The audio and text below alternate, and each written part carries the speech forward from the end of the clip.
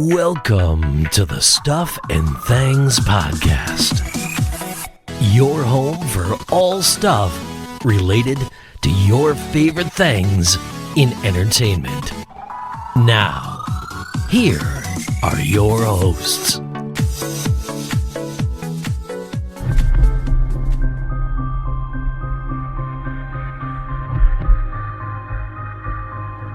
Hello everybody and welcome to the latest episode of the Stuff and Things Podcast. I am Sam, as that intro would have given away. We're talking Daredevil Born Again, episode 8 today. Joining me to discuss it, it's Stefan. Good morning, afternoon and evening. This is your new catchphrase. It is. It's good. I think stick with it. I have one now, so I'm good. Yeah, definitely stick with it. I did always think it was funny because I know on the outro you've often struggled with, like, we get to the end and you're like, I'm not quite sure what to say. Whereas when we did Star Wars stuff, May the Force be with you, it was kind of like an easy thing. I did think, although I know it would anger some people, it would have been funny if you just stuck with that no matter what we were talking about. But that would have been good. Let's do anything. Lord of the Rings, May the Force be. Oh, that would be cool. And then when you get to Star Wars, say like layers. Yeah, goodbye. Yeah. I mean, I think you'd only find it funny if you listen to us a lot. I think but we have audiences that kind of come in and out for different shows, and that's where I think it would fall down because they wouldn't get the joke. Oh yeah, you need to be a loyal bunch. To work it all out. Yeah. I think, yeah. I don't know. It'd be fun, though. I don't know if you can class it as loyalty when we talk about shows specifically. Like, you know, if for example, they listen to us, then they're loyal listeners to us, but there's a show we're talking about they hate. I mean, you're not gonna tune in for that, are you, just to hear us talk about something you really dislike? Probably not. I mean, I don't know. I mean, do you class that as disloyal? I mean, we're kind of throwing our listeners under the bus now. I classify it. Yeah, I decided that's disloyal. If you don't listen to a show just because you don't like it. Wow. Savage. You heard it here, folks, and I've got a recording of it, so it's never going away now. I've woken and chosen violence. Yeah, he called you all disloyal. So, we are talking about Daredevil Born Again, episode 8 of season 1, and the title of the episode was Isle of Joy. Any idea why it was called Isle of Joy? None at all. Because every episode it's kind of been said, like the title of the episode was said, but with this one, I feel like I've missed it. I feel like there's something somewhere and I've missed it. I didn't hear it get said, and I didn't see any isles, and I didn't see many happy people. So I'm a bit confused. Lost joy. Overall for the episode, how did you feel? So I had messages from you before I'd watched it. Yeah. And I also had a message from Ryan, one of our listeners who's on our Discord channel. Yeah. He messaged me as well to say, mate, this episode is something else. Okay. So I went into this episode like, oh, please be as good. Like, if two people are hyping an episode up, I'm like, come on, hit the heights, please. And oh my God, it did. What an episode. Yeah, it was good. Obviously I failed. I was trying not to do the hyping it up thing, but just kind of like, I enjoyed it. Well, interested to know what you think. But the one thing I was really curious about, and we've not really covered it in our conversations before recording, is I said to you, this episode and then the finale are the first episodes that are 100% new footage. And what I mean by that is everyone knows, we've talked about it on the podcast before. This show had 6 to 7 episodes filmed prior to Kevin Foggy looking at it and going, no, this isn't good. Nope. No, this isn't what I wanted. And they basically tore that up, brought in new writers, new showrunners. They made the decision then that it would be a continuation of the Netflix saga of the shows. And so there was a lot of changes, including like the Punisher being brought back, Bullseye being brought back, Karen and Foggy being brought back, and obviously so just all of the links being re-established, Vanessa being recast back to the same actress who played her in the Netflix shows. It was a lot of changes. So they reworked a lot of the footage to work the new narrative they were creating, and that episodes 2 to 7 are all very heavily reworked with additional scenes put in and just stuff to keep like to focus.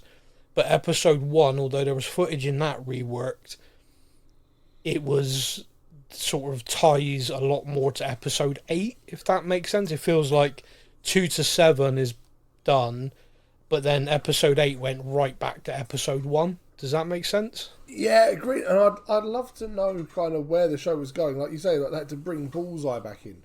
Yeah. As he's played a big part in episode 1 and this episode. Yeah, massively. It's really interesting to see kind of... Part of me would like to know exactly where the other showrunners were taking it. Because the way it's gone now, like we've all really, really enjoyed this show. Yeah, I mean... And this episode, could this episode be the best one so far? Possibly. Yeah, I mean, I don't know. I've not...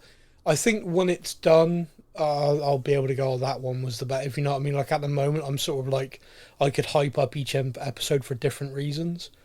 But this one certainly had a lot in it, which felt, I don't know, it felt very good from the start of it, very compelling, very kind of like blink and you'll miss something.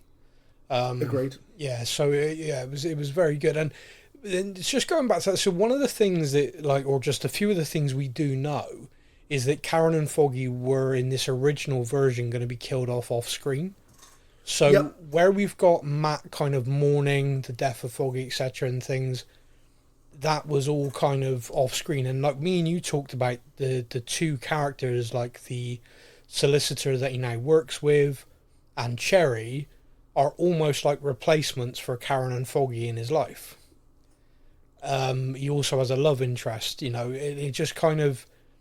It felt like the direction they were going clearly was, oh, well, we didn't want to bring them back, so we've replaced them in our writing because it's pretty essential. Anyone who's a fan of the Netflix shows know how essential those characters are to Matt, to his sort of ongoing, I guess kind of his struggle with the duality of, you know, lawyer by day, vigilante by night. It just, I always really liked that it wasn't just straightforward. You know, they kind of put the suit on and that was it. He didn't say, you know, nothing else mattered. Whereas he was struggling, you know, coming into work, black eyes, broken this, you know, bruises everywhere.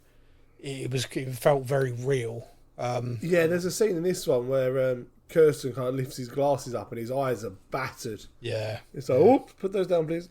Yeah, exactly, yeah.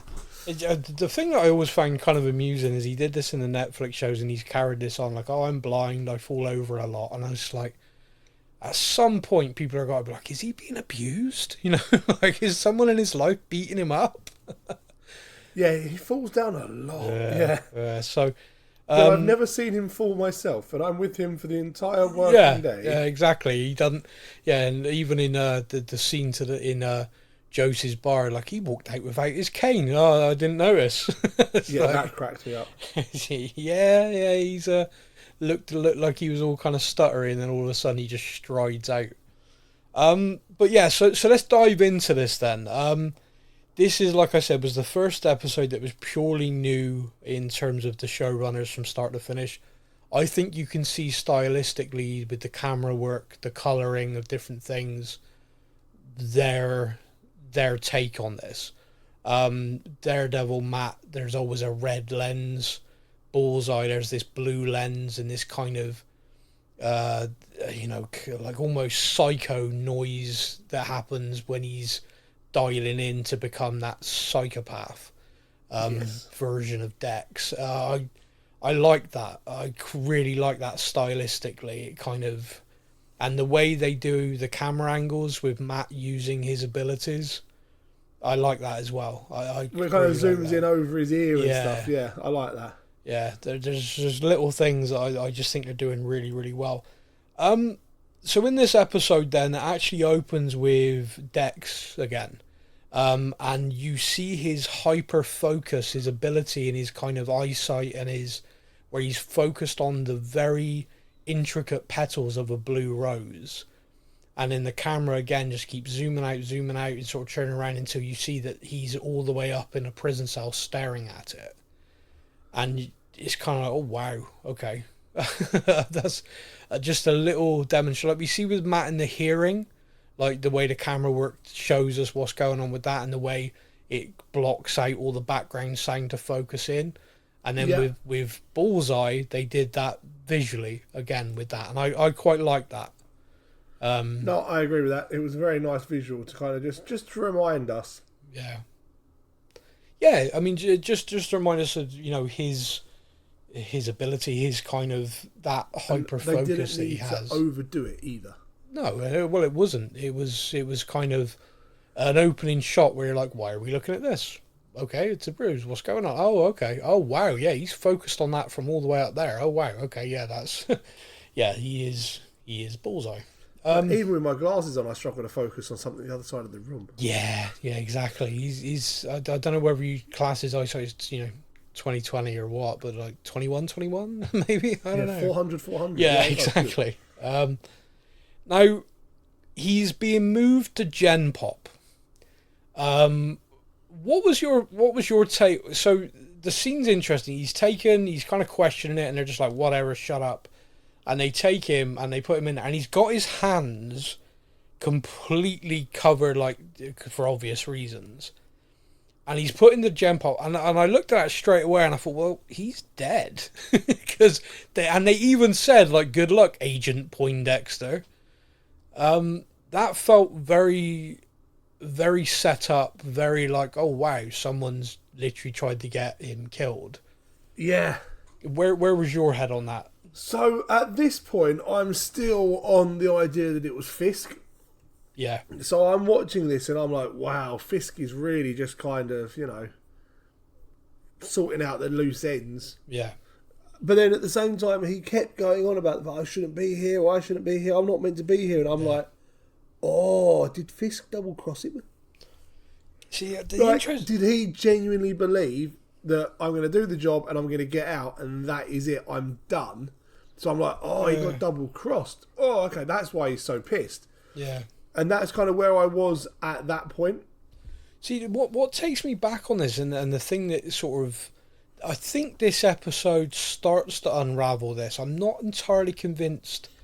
I mean, we'll come on to it, but I'm not entirely convinced Matt is right about Vanessa, but we'll come on to that. Okay. But the thing that is like in season 3 finale of Daredevil, so we know it's a continuation, so all these events are canon. Dex realised Fisk had manipulated him. Like, he killed the woman he loved to manipulate him, killed the therapist, and Matt basically told him, so he threw on the Daredevil costume and showed up to kill Fisk at his wedding. Yeah. And what is interesting is this kind of mirrors it, because Fisk at his wedding with Vanessa, the white suit, all of that. In this, we have the ball where he's in the white suit again. Dex shows up to kill him at his wedding. Dex shows up to kill him in this. So it kind of mirrored that quite nicely. But the thing that I was kind of thinking to myself, and this is where I was kind of stuck, is why would he work for them? Did you see what I mean? It's like he literally went there to kill them. Fisk broke his spine, like fighting him. I don't see why Dex would take a job for the Fisks, whether it's Wilson or Vanessa. Yeah, see, I thought of it just down the money route. Yeah, I was thinking purely just, mercs for hire. Yeah. That sort of thing. Yeah, no, I mean, you could be right, but I mean, I could be overthinking it, and perhaps it's a logic hole in the actual story, because when you think about him, he was an FBI agent, so that was where that was his center, if you like. He was in law enforcement. Then he's been completely corrupted by Fisk manipulated, and then he's realised that. And then once he's realised that, he's now a mass murderer. He's killed countless people. He dressed up as Daredevil, like killed like a priest. He has done some bad shit all at Fisk, all whilst being manipulated. And then when he realised he'd been manipulated, he went for Fisk. Like, it It wasn't a case of like, why did you do this to me? He went to kill him. Like, he was trying to kill him, and Matt stopped him. And like, he fought Matt, he fought Fisk, and like, Fisk destroyed his spine. Do you know what I mean? It's like, would it matter how much money they offered to pay you? You know? I don't know. No, you're right. Yeah, there's a lot more bad blood there than I realised, which then kind of makes the theory I had almost a bit null and void. Well, it's more that, like, in this episode, Matt pieces these things together that he believes Vanessa paid him. Now, could it be that Dex blamed Wilson entirely, or perhaps was hired by Vanessa without knowing he was working for them? Because, of course, Vanessa was running the 5 families.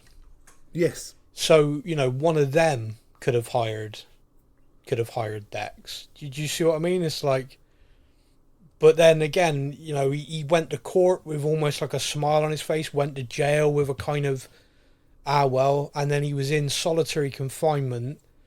And then when they moved in the Gen Pop, like you were saying, he was like, no, I'm not supposed to be here. No, this is wrong. Yeah. He does feel like he thought in the back of his head someone was going to get him out. And the fact that Fisk is mayor ties into him thinking, okay, well, I've done the job for the Fisks, now they're going to help me.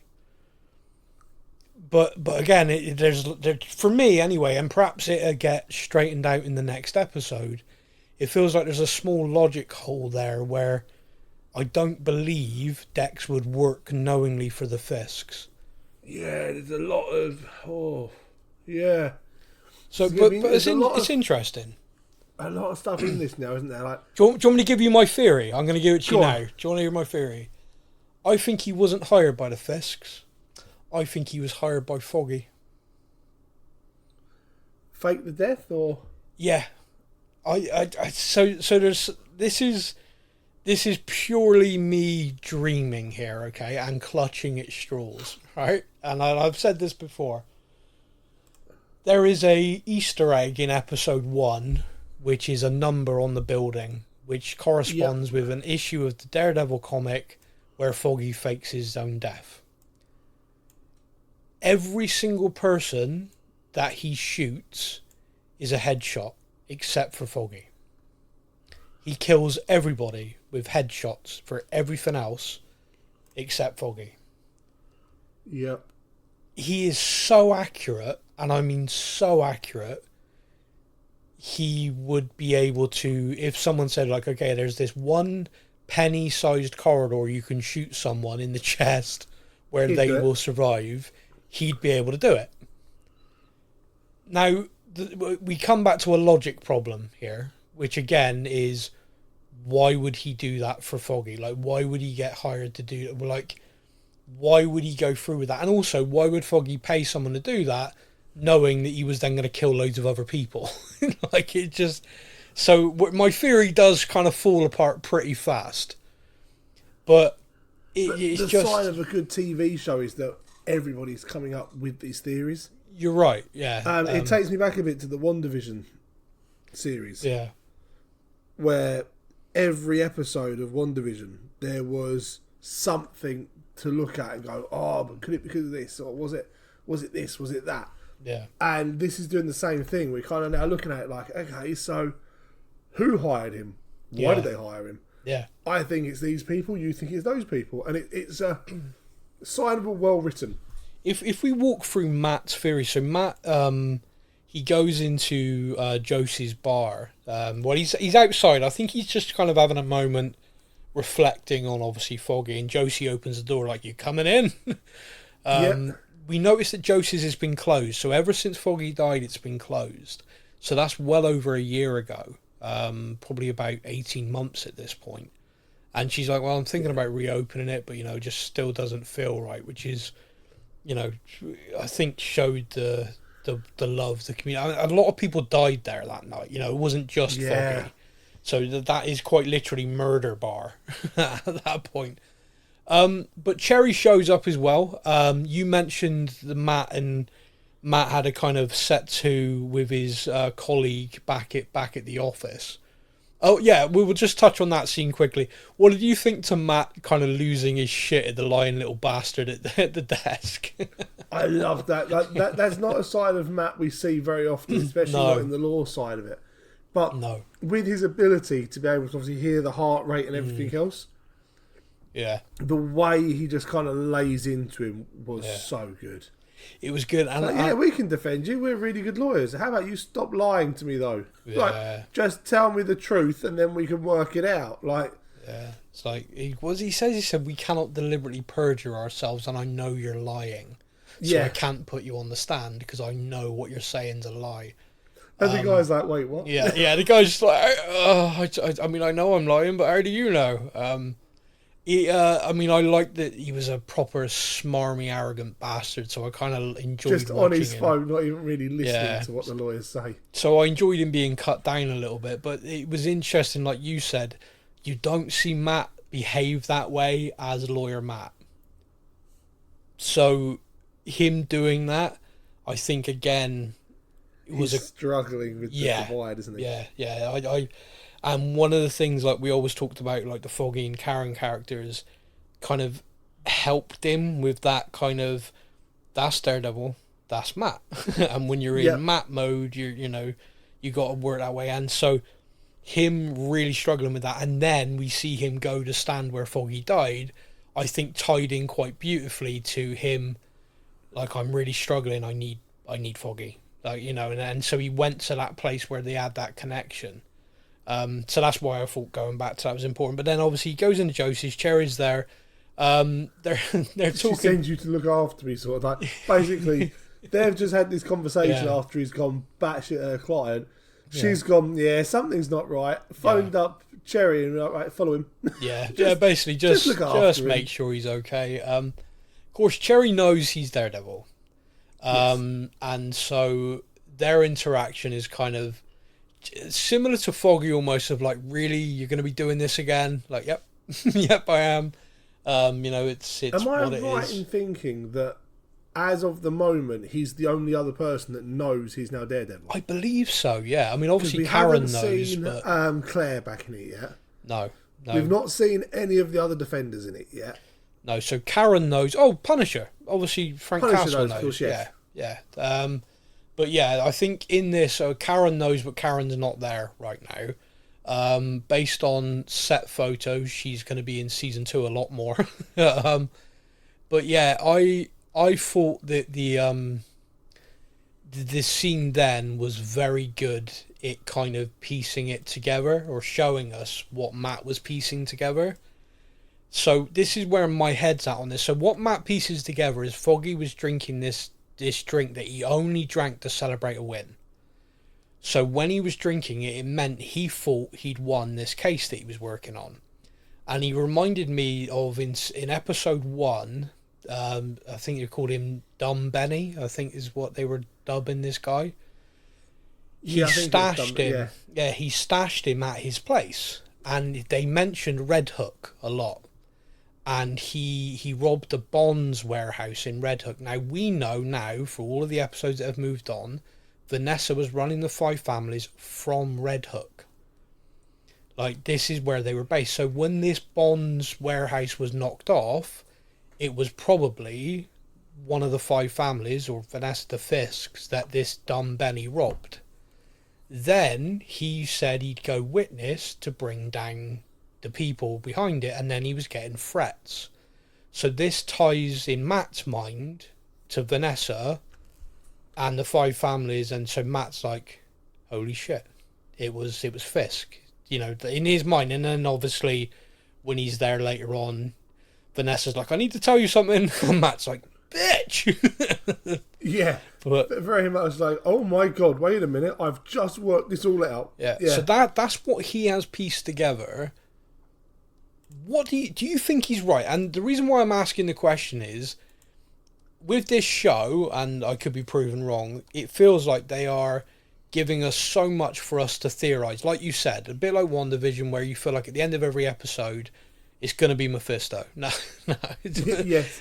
It's got to be, right? All joking aside, the finale is titled Straight to Hell.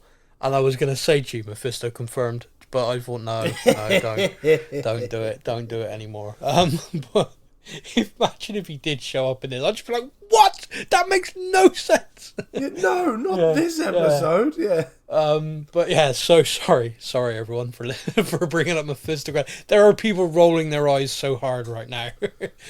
This again. Kaylee's one of them. Like, no, banned. That's a word that he's not allowed to say. But it kind of feels like they've laid this out so neatly for us, and Matt also has a bias. Matt wants it to be Fisk. Like, Matt wants it to be Wilson Fisk killed his friend, and then he's got a reason to kill, to go for Fisk. He can go for Vanessa or Fisk then, because the deal's been broken. Exactly. Yeah. And so to me, when he's piecing this together, he's like, it's Fisk, and he storms out there, he's like ready to go, and to me, that is like a confirmation bias. He wanted that to be the case. So then when he goes to see Dex in prison, and I love this scene, by the way, he's very much instantly like, it was Fisk, wasn't it? Yeah, it was Fisk. Tell me exactly. It was Fisk. Tell me it was Fisk. Fisk hired you, didn't he? Yeah. Why did you work for Fisk? And it was like, Dex as a lawyer as well, anything. He knows exactly what he is doing with the lead in question. Spot on. Yeah, he's not thinking clearly, and this is where my head is like, lawyer Matt asks questions to get Dex to reveal things. He's snapped. He's angry. He's Daredevil in this. Like when he smashes his face into the desk, that's not Matt. Officer. He just started hitting on the table. I loved it. That made me laugh so much. And also, this show has the 18 rating, the TVMA in the USA.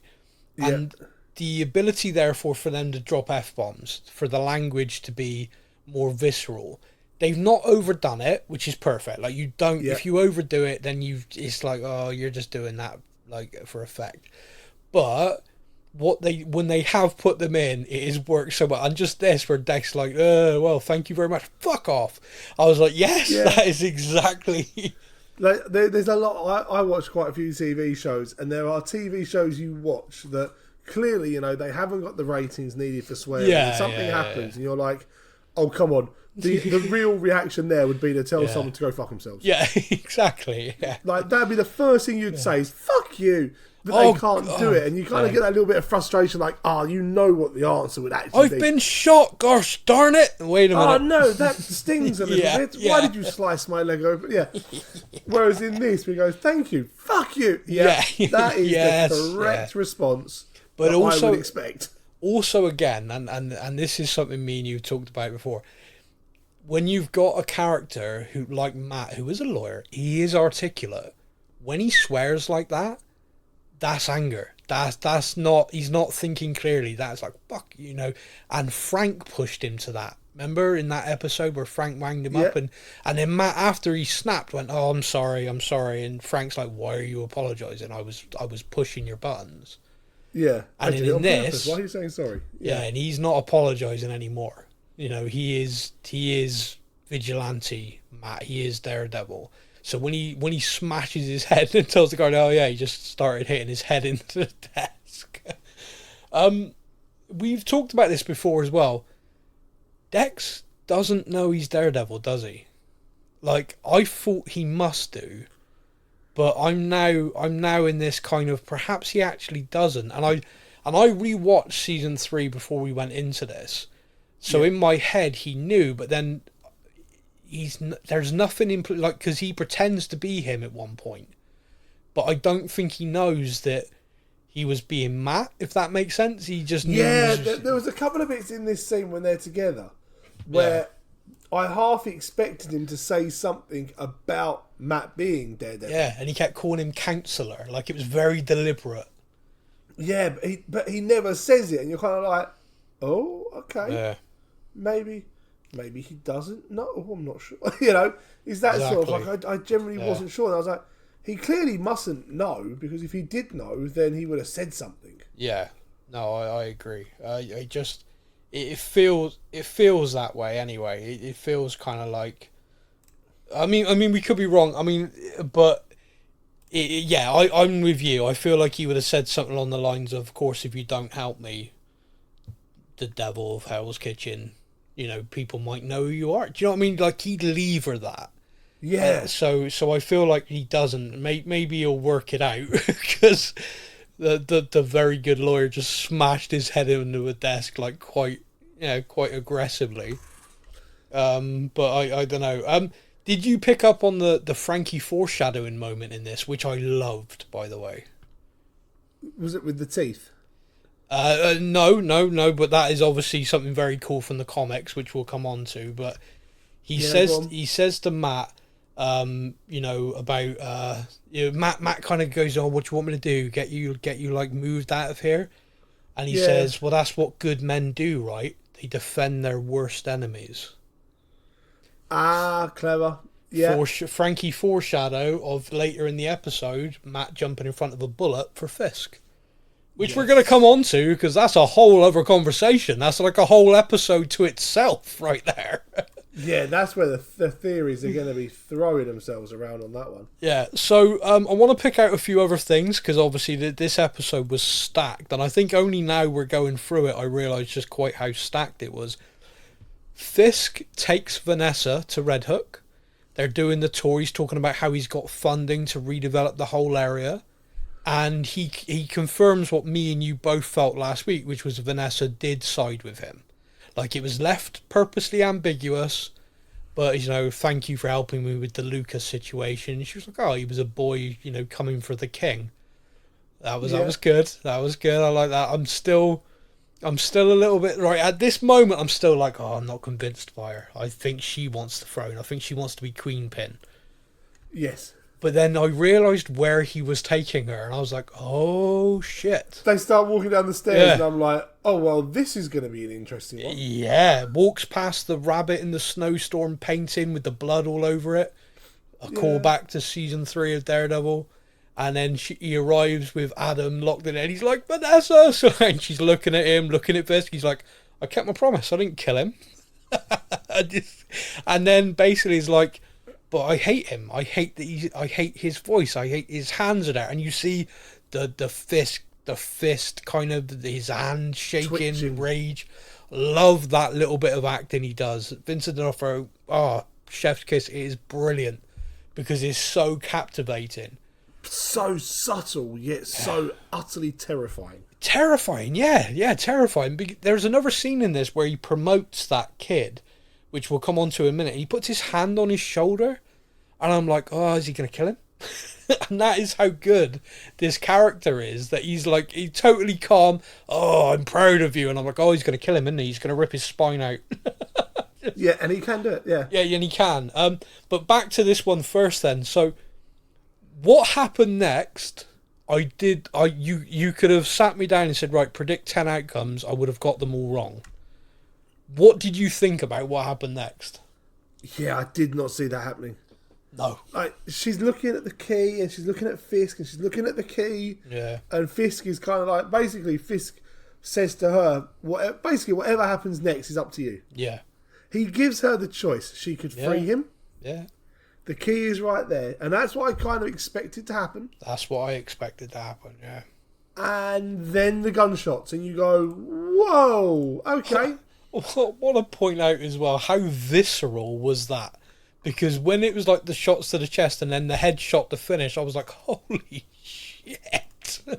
She meant it, yeah.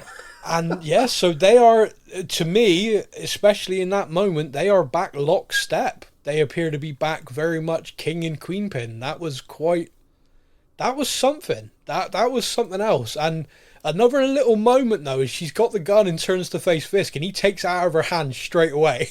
Like, I liked that. That was kind of like, no, darling, let's put that down now. Yeah. You enjoyed that a little bit too much. Yeah, you've got the bloodlust. Let's not give you any ideas here.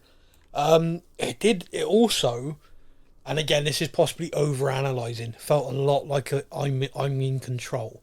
Because he took the gun out of her hand, like, yeah, I gave you that permission to kill him, but I'm now taking that off you. And then when he moves in, like, to get close to her, he puts his massive hand, basically covers her entire face, like, I am dominant. It's like that is so. Yeah, so that was I mean, they do appear from that to be very much back in lockstep. And then her actions later in the episode and things she says appears to completely go with that. Do you think they are? Do you think she still has one eye perhaps on the throne herself? Or do you think that actually, with him being back, all of her kind of, I love my Wilson is back, and that's why she was like, do you know what? Yeah, screw that guy. Boom. I think so. No, I do believe that he's back. When he says the whole "I'm not going to leave again," he's kind of like, yeah, he's not. Like, he's back. He's back as Kingpin, and I think that's the difference. It's not the fact that he's back as the mayor, because she doesn't care about that at all. No, he is back as Kingpin, and I think she sees that and she's like, okay, there he is. There's the man. There's another little subtle thing. Jumping back to what I mentioned a minute ago when Fisk promotes Daniel, the woman who's there who's a bit like, what? At the promotion. Yeah. And she's kind of like, look, no disrespect, Daniel, but he's kind of young. And he's like, yeah, he's the future.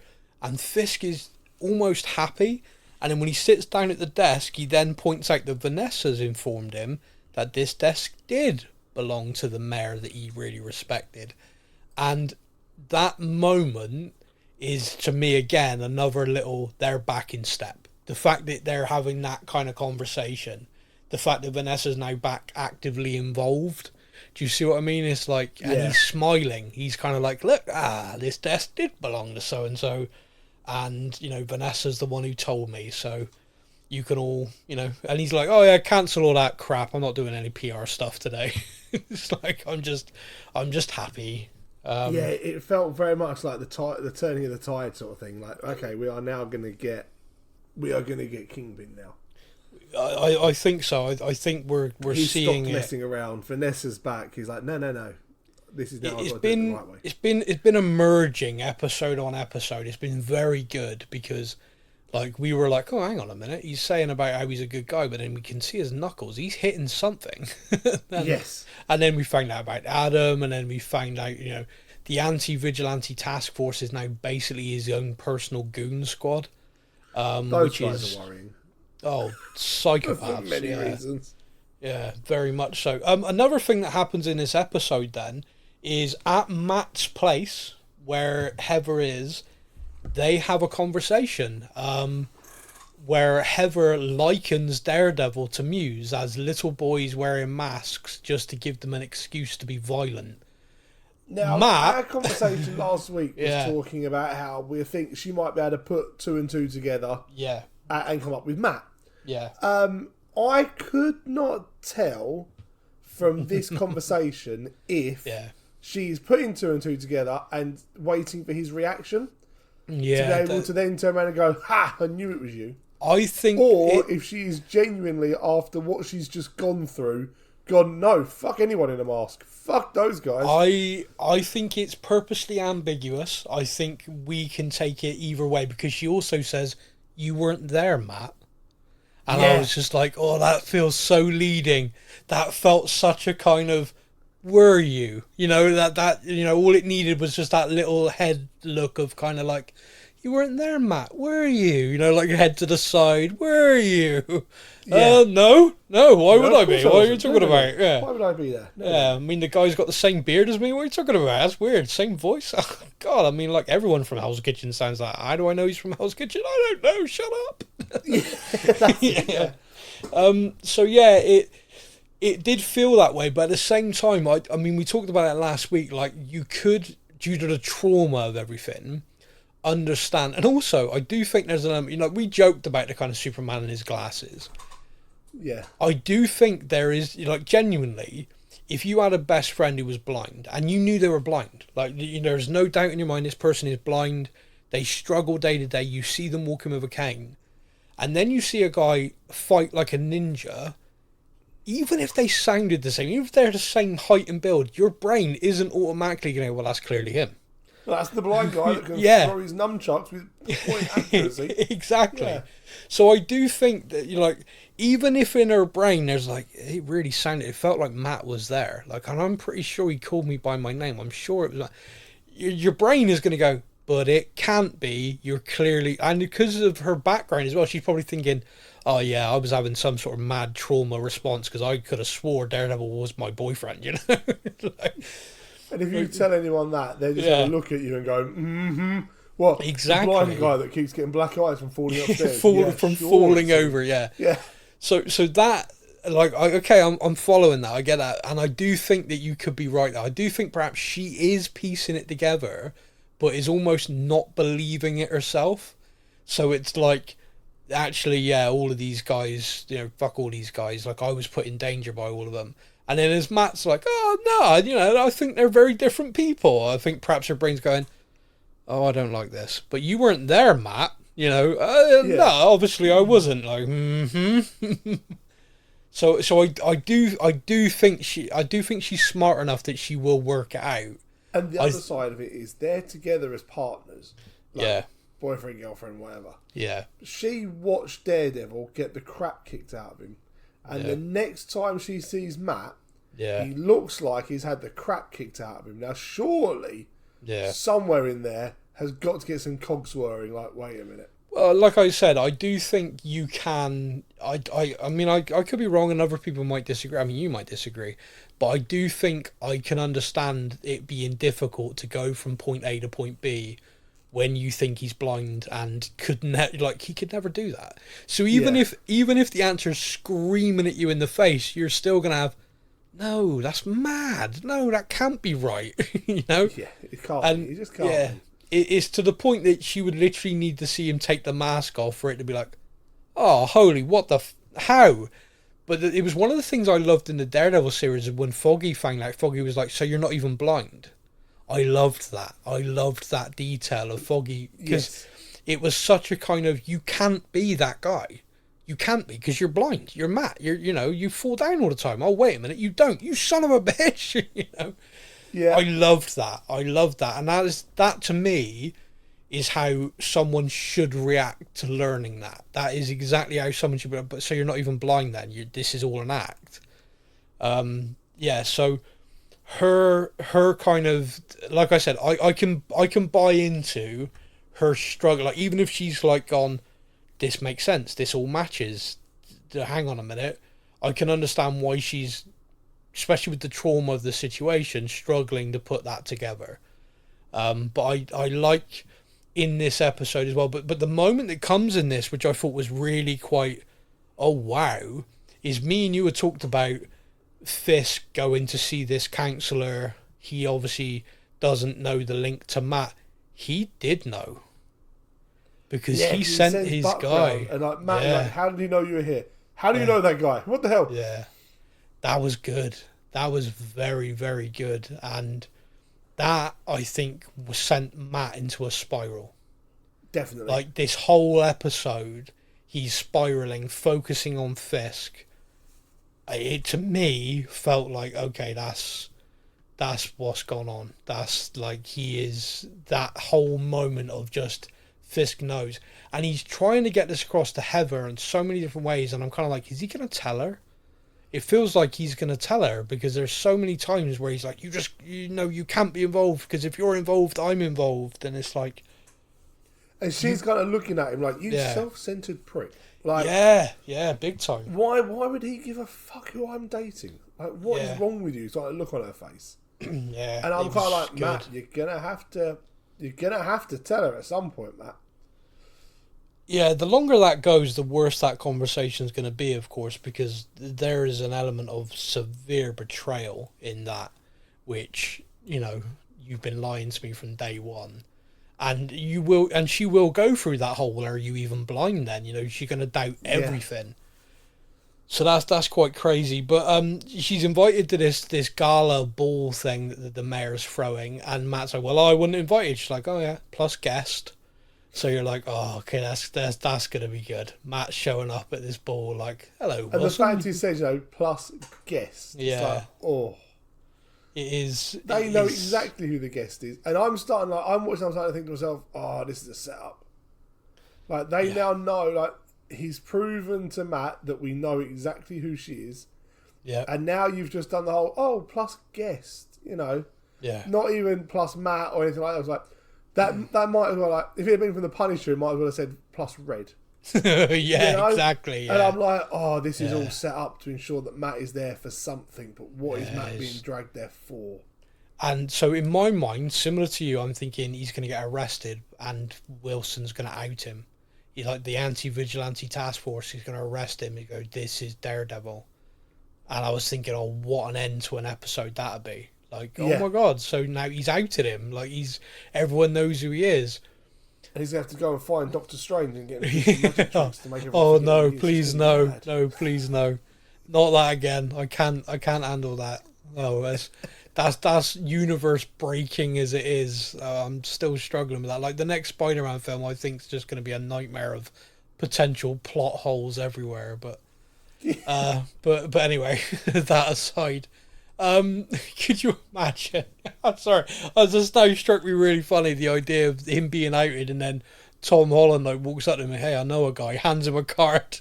Yeah, it's a little cameo role. What? I know a guy. Yeah, I know a guy. Give this guy a call. He'll sort it out. And then him like walking in like, Doctor Strange, I've got this. No. Some kid came up to me and said, you know how to get rid of him. No! Yeah, absolutely not. Or does he even remember it happened? I don't know. There's so much plot hole in that. I know, that's a good point. I know I helped out a guy called Spider-Man, but I can't remember what the kid was called. Yeah, so many issues with that. And I love that film, but afterwards I was like, that breaks a lot of shit. But anyway, so back to this. Matt is obviously heading his way to this ball. Heather's there. She's ringing him pissed. And there's some amazing shots in this where the camera continues and it's like multiple conversations going on, like Daniel and BB, Daniel and his boss. Then we see the swordsman again. We see the chief of police. We see the anti-vigilante task force moving around. There's a horrible scene where a photographer takes a picture of Fisk, so they put his hand in a vat of like boiling fat. That was one of those ones that made me cringe just a little bit. And they did it right in front of the chief of police, like, we don't answer to you. We directed a mayor, just kind of showing him how powerless he is. Then we have a great scene between the chief of police and BB. Because in that moment, we realised that, okay, BB is investigating her uncle. She wants revenge. And she is using Daniel. She's using the BB report to be close, to be on the inside. And the chief of police is like, oh, wow, you're your own little vigilante in your own way. Okay. It's like she says, yeah, not everything I publish is in my name. And I'm like, oh, shit. Yeah, that was interesting. This to like an amazement. So that was a big moment in this whole massive episode. There were just so many scenes where you're like, oh wow, that's huge. Oh wow, that's huge. Fisk blackmailing, in essence, the swordsman to put money into the Red Hook development, or he'll basically arrest him. Because we obviously know the character. It took me a while. Like, I didn't actually expect to, I didn't click it until you kind of said, then I was like, oh my god, of course he is. There he is. Frank Duquesne. But the way that he keeps getting dragged into it, I'm like, okay.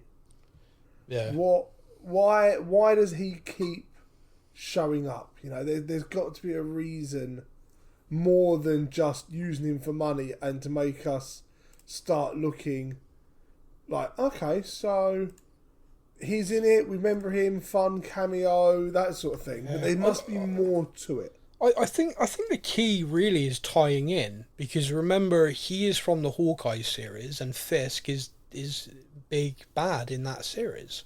Yeah. So it is tying in the fact that Fisk in New York doing all of this is linking that quite heavily. I think all of the New York level stuff, all of the New York level characters, they're trying to show it is all linked, it is all kind of integrated. And I think having him there, like without Kate Bishop and all the rest of it, he is that perfect link, because he is part of that aristocracy where the mayor would be hobnobbing with them, And we had that episode earlier on where Fisk basically says to him, "Is that a threat?" And he says, "No, it's a warning."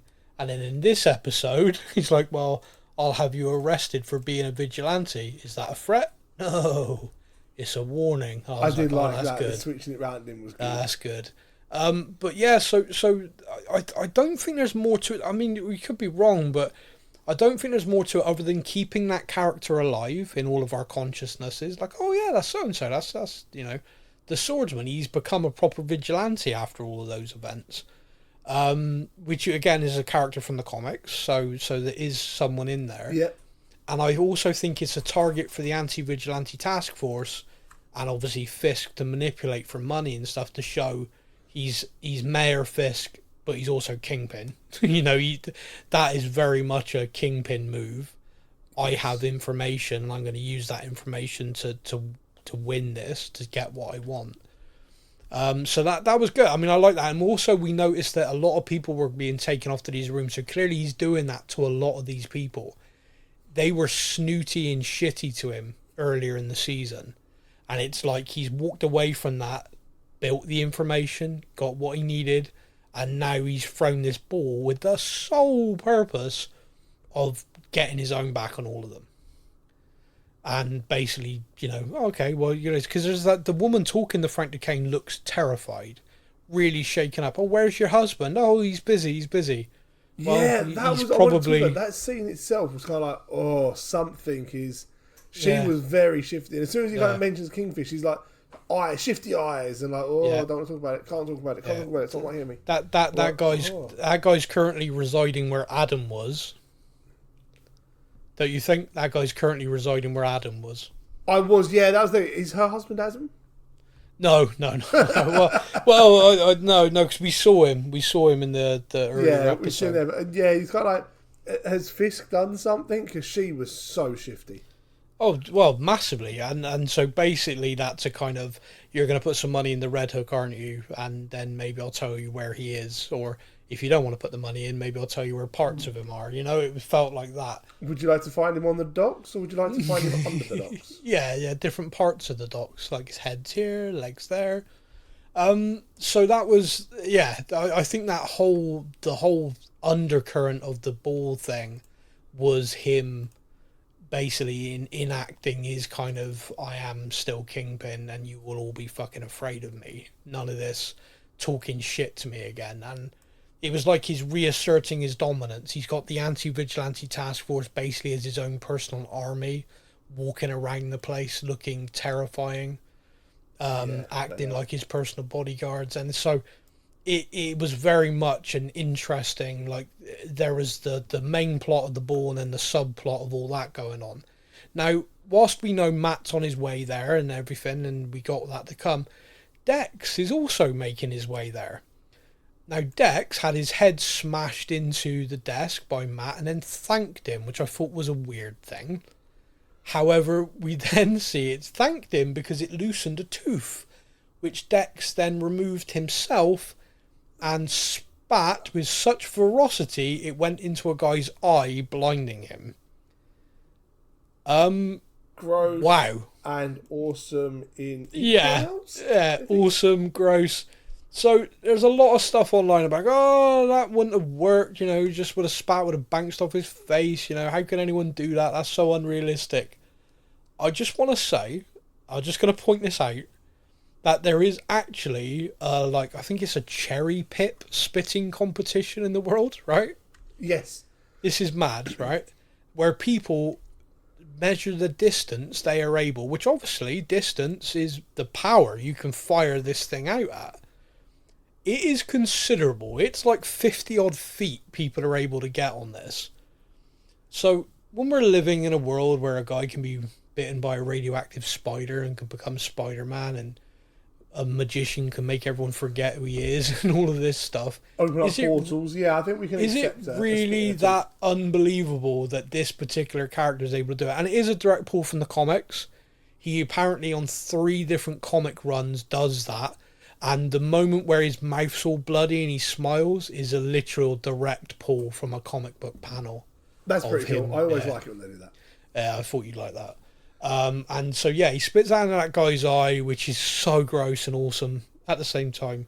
He gets free, picks up the scissors, breaks him in half, and kills the guard and the doctor with the, finishes the guard off and that. And it's just like, oh, wow. Okay, yeah, Dex is back. He does the ultimate, how you get out of anywhere, takes the guy's uniform, of course. Leaves.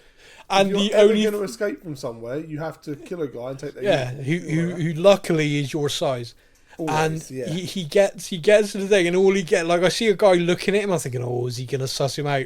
No, tough day. Like, oh, wow. It's like, come on, you guys are meant to be guarding these people. Surely one of them must recognise him. Come on. No, because he's wearing a hat now.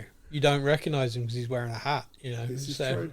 His face is all munched up, and everybody's like, oh, tough day. Yeah. Don't you know it, brother? Hardly working. But he does escape, he gets out, and at the ball, we see that Fisk's new right-hand man gets a phone call, and he's like, just tell me he's dead. No, he's escaped.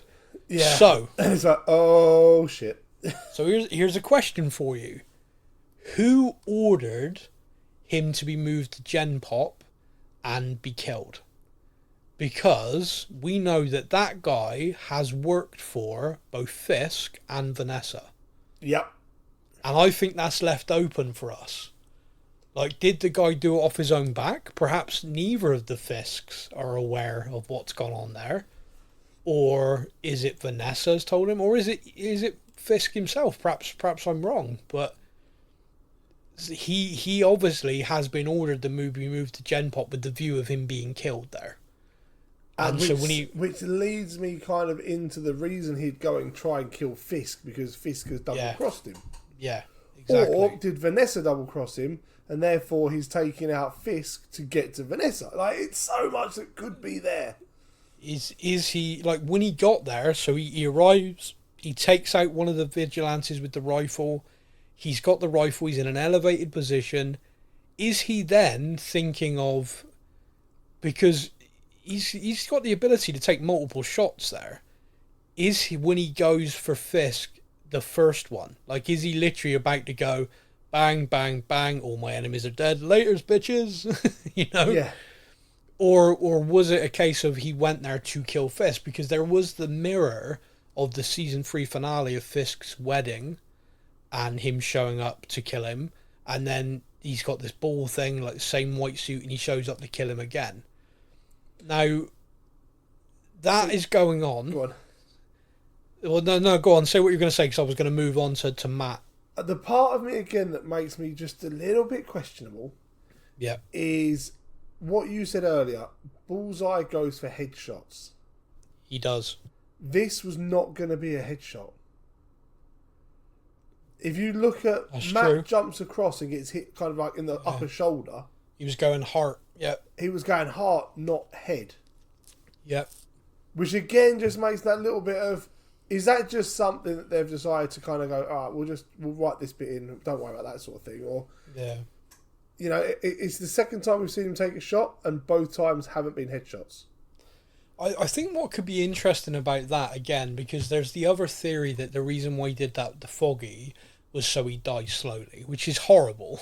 But again, that perhaps, again, if he's trying to send a statement, he was betrayed by Vanessa, perhaps he wants Fisk to die in her arms.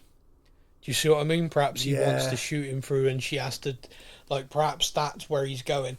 I mean, there's lots of different ways you can think of it, but the point is that he is so insanely accurate. If he's aiming at someone to kill them, he's going to take headshots all day long, like through the eye socket sort of thing. He's going to make sure that they are dead.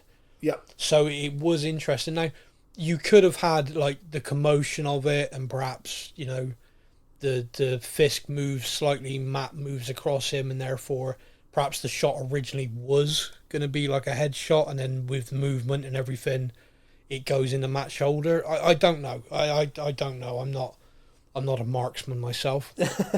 But heading into that moment, Matt, of course, is there with Heather. By the way, and this is just a moment I felt so bad, because Heather's like laying into him and he's completely zoned out. And you even hear her at one point go, "You're not even listening to me, are you?" And he's like, "What? Yeah, I was." Yeah, you're so vacant, not just like by physically, emotionally, and mentally. You never even. You're not even listening now. What? No, yeah. that was. What did I say?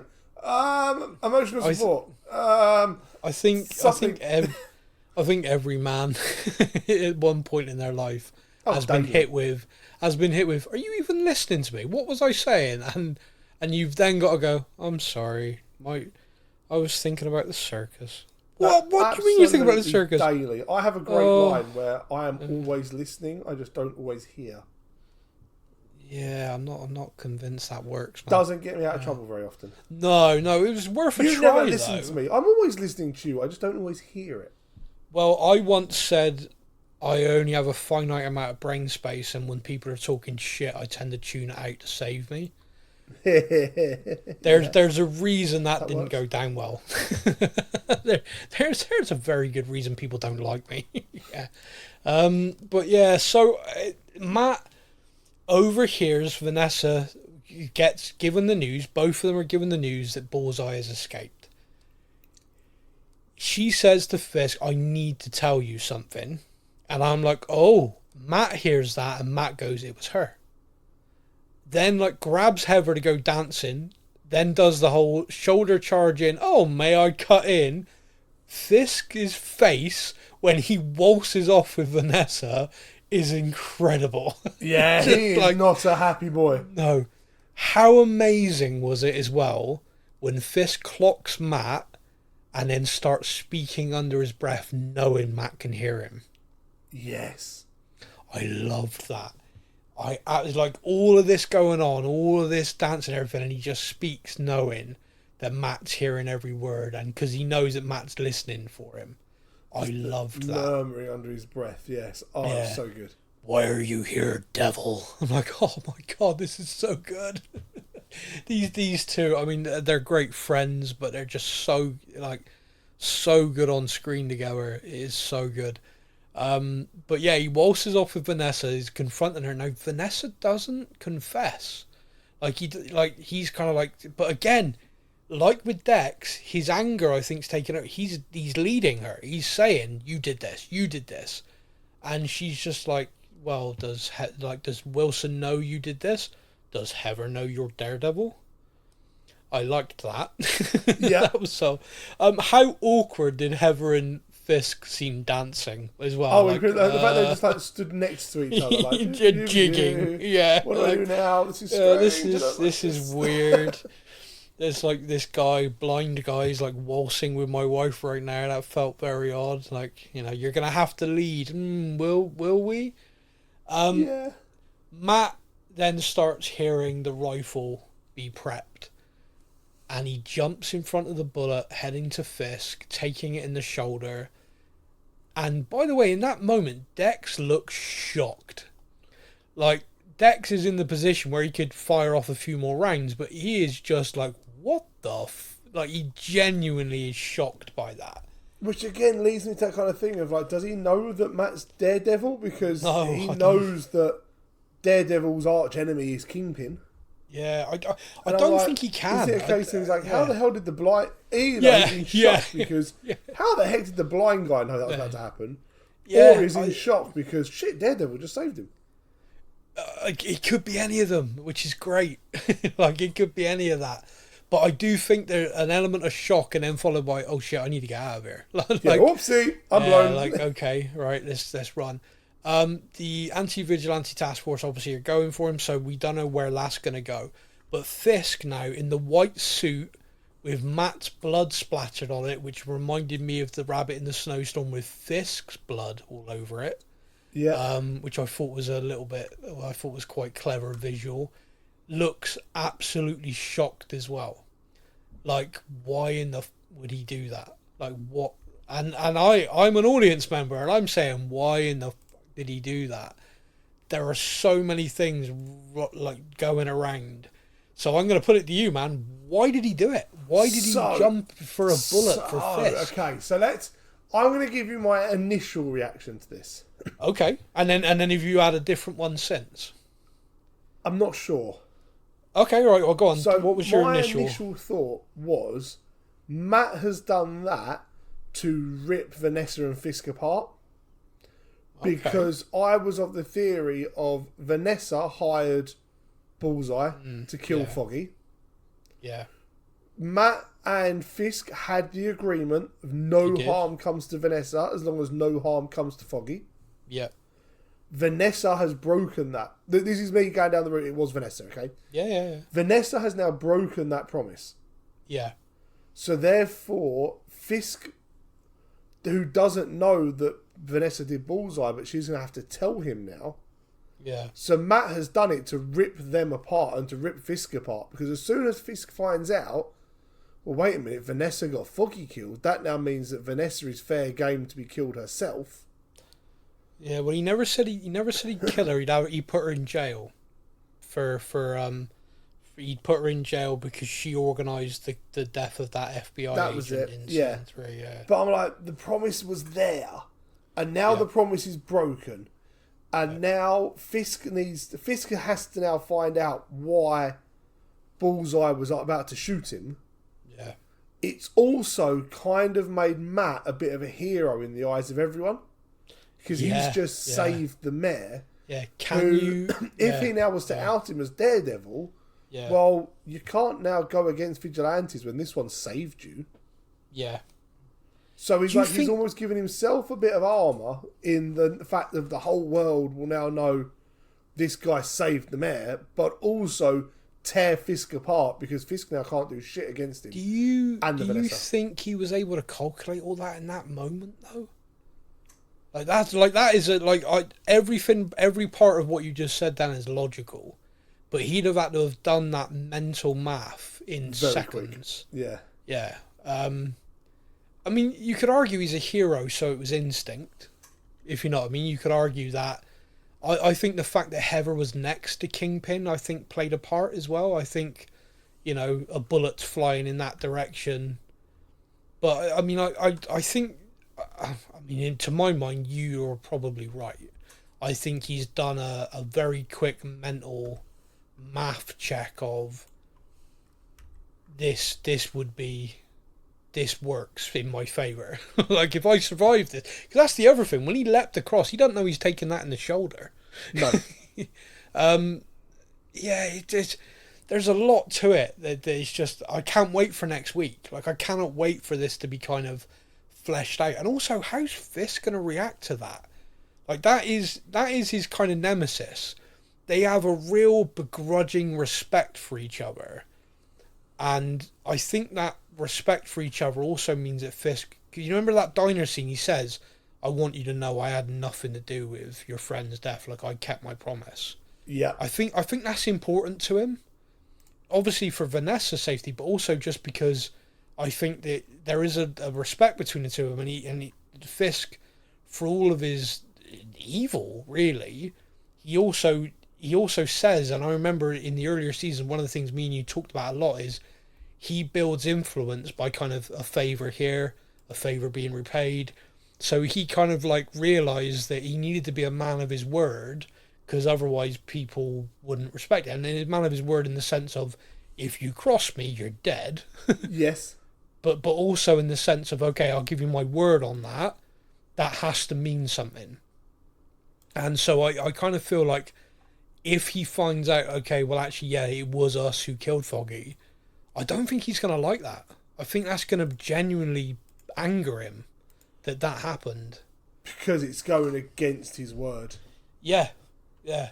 And then with the fact that Matt saved... I don't think he's going to like the fact Matt saved him either. I think that is... Definitely. That is going to be a problem. That's so interesting, though, isn't it? Like, that is such a... For me, this is the kind of sign of a good show. Because we are looking at that going, like, there's so much fallout from this. Yeah. That you can't help but be like, wow, where is this going to kind of go next? What is the next thing that's going to happen? Yeah, like, there's a scene, right? So there's a scene in the trailer for this season where Fisk, in the mayor's office, beats the crap out of somebody, right? Now, yes. we've not seen that. And don't get me wrong, Marvel have done this in the past where a cut scene or something's thrown into the trailer. But I am thinking to myself, we've watched him gradually become Kingpin throughout this. Yep. And it feels like perhaps someone, maybe it was this guy we've been thinking is the right-hand man, the new Wesley, organised this to protect, oh yeah, well, I organised that solicitor to be killed. I used Dex. Perhaps it wasn't Vanessa, perhaps it wasn't Wilson, perhaps it was that guy. It's like when he rang and said, "Oh, tell me he's dead." Perhaps it was all on him.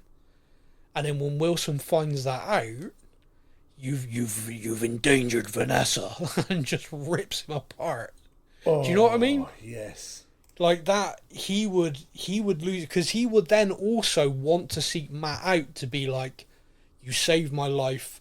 I found out the man who had your friend killed. He's now, I've tore him apart. We're even." Do you know what I mean? Like in his brain, that would be how he'd kind of get back to, "Oh, I kept my word." I don't know. I don't know whether perhaps that, like I said, the trailer could be a red herring, but it just feels like this moment and someone trying to kill him as well. I think that's going to flip the switch. I think that's going to be like, yeah. Oh, okay. Right, we're playing this. She kept warning him. She kept warning him. Yeah. You're a target now. You're a target. Yeah, the Luca thing felt very staged. Like they set that up, he orchestrated it, and he felt very calm about that. But this, he didn't see coming. It happened. He doesn't understand why. And then what if he? I mean, the interesting one, of course, would be if it is Vanessa. Where does he go then? Because then she broke his deal. And exactly. Yeah, that's going to be a bigger issue. Massively a bigger issue. I'm convinced that Vanessa has something to do with all this. I talked about earlier on about my theory. I want, I'm going to say this again, I want Foggy to still be alive, okay? Yeah. So I want desperately for him to have somehow use that to fake his death. The only thing I can think of in that happening, realistically, I say realistically, it's all comic book, is that when he's put in the ambulance, they revive him, but they don't tell anyone they've revived him. Like someone, like a US Marshal, an FBI agent, or someone is sat with him and they say, "Mr. Nelson, you are a target. The reason they've tried to kill you is because of this Benny's testimony. What you know could bring down this, the 5 families. You will never be safe. Your friends will never be safe. We have got to take you and put you in witness protection, and Foggy Nelson's dead. Otherwise, your family, because he's got a brother and a family who run a deli. Remember? Yes. Everyone is a target. And that, to me, would make sense. So, Dex was sent there to kill him. Dex decided to do it slow with a chest shot because he's being horrible. Other people who got in the way were headshots. But he wanted that to be slow for nastiness, for vengeance. Do you know what I mean? Kind of getting his own back on them. Therefore, that all kind of corresponds. Is possible he got revived in the ambulance. Someone's heart stops and then they get revived. That does happen. The ambulance was right there. It was literally, the paramedics were right there when Matt threw off the roof, Dex off the roof, and was just distraught. Which means, in fairness, he wasn't exactly listening out either at that point. No, he completely lost it, and we know he completely lost it because the cherry walked up behind him and he didn't even know he was there. Matt knows he's total awareness all the time, ninja. so that again demonstrated that he'd zoned out at that point. What I also find fascinating as well is Karen went off to San Francisco. Now, it could just be I want to get away from this city, it's all been too horrific, etc. But again, that feels to me like she's been removed. I don't know. It would be. I kind of want Foggy to be alive, and I also think the dynamic of Matt having confronted his death for so long and then realizing that he's alive, and then no one told him. Like Foggy didn't contact him. Like Foggy let him grieve. Do you know what I mean? There'll be some anger there. There'll be some, and for the first time, it'd be going back the other way. You know. Also, Foggy's perspective on everything would be amazing, like, and interesting. Like, yeah, this, if he's sat somewhere happened. or like in California or in San Francisco with her, watching the news break about New York. Dear. Yeah, should I text him? Should I? Imagine this, right? Imagine the finale, the episode happens, all the events, it's brutal. By the way, the showrunners have said the finale is violent. So she's always excited. Get ready, yeah. So get ready. So imagine all that happens. We get the credits. We're sat there going, "Oh wow, that was massive," and we get an end credit scene. And the end credit scene is like an FBI agent sat there or something. And the FBI agent saying, "Okay, Mr. Smith, you know, how's everything going? You know, you've not had any problems. You've had no contact at all with anyone in your old life." And as the camera pans up, it's Foggy, and he says, "No, I haven't." Yeah. And that's it. Boom, that's the end. Could you imagine? People would lose their damn minds. I either want that or I want him and Karen sat together somewhere. Ooh, but see, I think Matt would struggle to forgive them, which again is a brilliant dynamic going into there's season them two sat on a beach somewhere. Yeah. And was it where was the place? From Agents of S.H.I.E.L.D. Oh, Tahiti, yeah. Tahiti's a wonderful place. It's a wonderful place. They're both sat on a beach in Tahiti, and the news breaks, you know, Mayor Fisk murdered by the Daredevil of Hell's Kitchen. Or saved. And they just look at each other and go, "Oh, we're going to have to call him."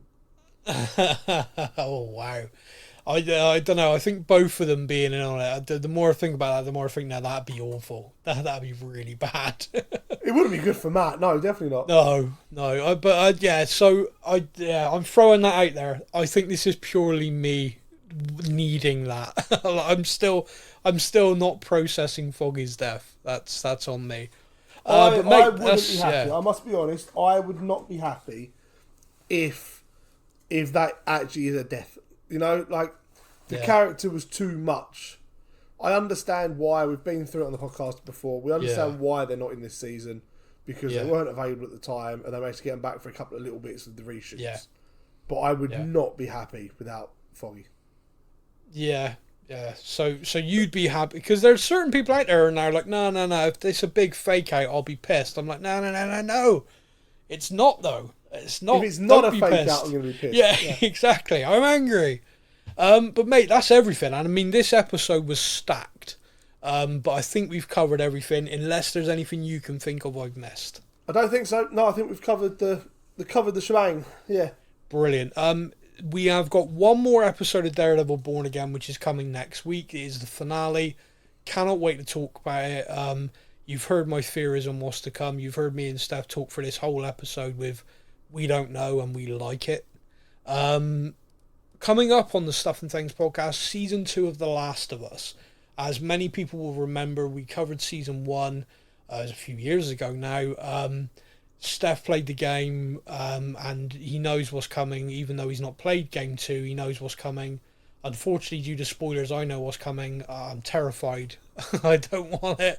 But it is a show that has a lot to it, and I'm looking forward to talking about it again. We'll have to see if we can convince Kaylee to watch it. Yeah. See if Kaylee wants to make a comeback. She hated us after the first season. I think she enjoyed it. I think she didn't like that we inflicted that level of emotional damage on her. But yeah, we'll see if Kaylee will make a return for that one. One show she definitely won't make a return for, but me and you are personally looking forward to, is Andor Season 2. Yes. This is Star Wars. Season 1 was incredible. And Season 2 is being released quite uniquely. So you're getting 3 lots of 3 episodes telling different time periods, linking Season 1 all the way up to the film Rogue One. The idea being, eventually, you can sit down and watch Season 1, then Season 2, and then put Rogue One on, and then Episode 4, and you're off. So it is kind of insane how they've made it So it's going to literally seamlessly, like, the season will end and Rogue One will begin. And that is, I kind of love that. That is back-selling at the absolute best, Yeah, isn't it? yeah, it is incredible. So, looking forward to talking about all of them. There's loads more. Keep an eye on our social media. We'll let you know what we're going to be talking about and when. Anyway, it's your turn, my friends. Say goodbye to all the lovely people. And I'll also say goodbye to everyone else. And I'll leave you all with this. I killed him, Matt. Do you have any idea what that felt like? Yeah, I can only imagine. I think I'm finally starting to understand how that violence, it just transfers from Daredevil to Muse to me. I'm sure you can put Muse and Daredevil in the same category. I'm not so sure that you can't. There are just these underdeveloped boys hiding behind masks, trying to make it look like something more sophisticated. It's a pretty dark view. I mean, I think they're completely different animals. You weren't there, Matt. No, I know. I'm just saying that Muse tried to kill you and Daredevil saved you. I saved me. They were both out there for themselves. Thank you for listening to the Stuff and Things podcast. We hope you enjoyed the show. You can find us on Facebook or online. Simply search the Stuff and Things podcast to join in our conversation every week.